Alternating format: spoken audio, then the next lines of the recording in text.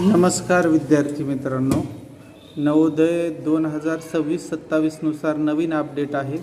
त्याच्यानुसार गणित विषयामध्ये देखील बदल झालेला आहे. तर गणित विषयाचे जे 2025-26 नुसार 12 पाठ अभ्यासासाठी चॅप्टर अभ्यासण्यासाठी आपल्यासमोर होते, तर त्यामध्ये काही बदल झालेला आहे आता. तर चॅप्टर पहिला हा संख्या आणि संख्या पद्धती आता असणार आहे. नंबर 2 चा चॅप्टर 4 मूलभूत क्रियांवर आधारित बेरीज, वजाबाकी, गुणाकार, भागाकार या क्रियावर आधारित नवीन घटक सध्या उपलब्ध राहणार आहे.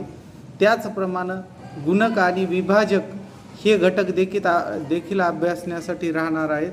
त्याचबरोबर अपूर्णांक व दशांश हा देखील घटक अभ्यासण्यासाठी राहणार आहे. त्याचप्रमाणे मापन, वेगवेगळे माप यासाठी सुद्धा अभ्यासण्यासाठी हा सुद्धा घटक अभ्यासासाठी असणार आहे.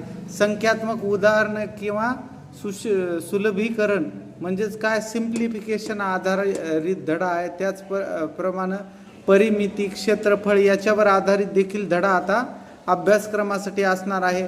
त्याचप्रमाणे कोन, दिशा व नकाशे, त्याचप्रमाणे कोनाचे प्रकार, कोनाविषयी थोडक्यात माहिती या संदर्भित टॉपिक अभ्यासण्यासाठी राहणार आहे. त्याचप्रमाणे 9वा धडा माहितीचे विश्लेषण, याच्यामध्ये वेगवेगळे प्रकारचे तक्ते, त्याच्यानुसार दिलेली माहिती याच्यावर आधारित प्रश्न विचारले जाणार आहेत.